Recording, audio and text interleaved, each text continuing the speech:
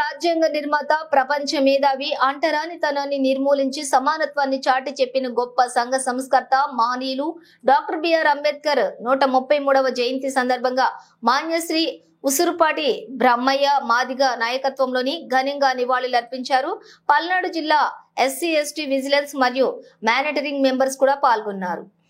మాన్యశ్రీ బ్రహ్మయ్య మాదిగ గారి ఆధ్వర్యంలో ఈరోజు పల్నాడు గడ్డ మీద మహనీయుడు, ఈ దేశానికి రాజ్యాంగాన్ని అందించినటువంటి గొప్ప నేత డాక్టర్ బిఆర్ అంబేద్కర్ గారి 133వ జయంతి శుభాకాంక్షలు తెలియజేస్తా ఉన్నాం. అయ్యా, ఈ దేశంలో నా అనగారిన వర్గాల ప్రజలకు, నా దళిత గిరిజన వర్గాలకు ముఖ్యంగా ఈ రాజ్యాంగంలో రిజర్వేషన్ కల్పించినటువంటి మహోన్నతమైన వ్యక్తి డాక్టర్ బాబాసాహెబ్ అంబేద్కర్.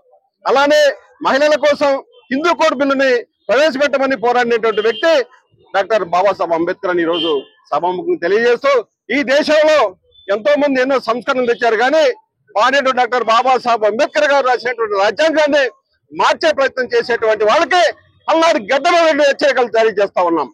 ఇవాళ దేశంలో రాజ్యాంగం అమలవుతుందంటే, డాక్టర్ బాబాసాహెబ్ అంబేద్కర్ ఇచ్చినటువంటి రిజర్వేషన్లు అమలవుతున్నాయంటే, ఏకంగా ఎస్సీ ఎస్టీకి సంబంధించినటువంటి దళిత గిరిజన వర్గాలకు సంబంధించినటువంటి పేద వర్గాలకు సంబంధించినటువంటి ప్రతి ఒక్కరికి ఈరోజు ఈ రాజ్యాంగం కావాలని కోరుకుంటూ ముగిస్తున్నాం. జై భీమ్.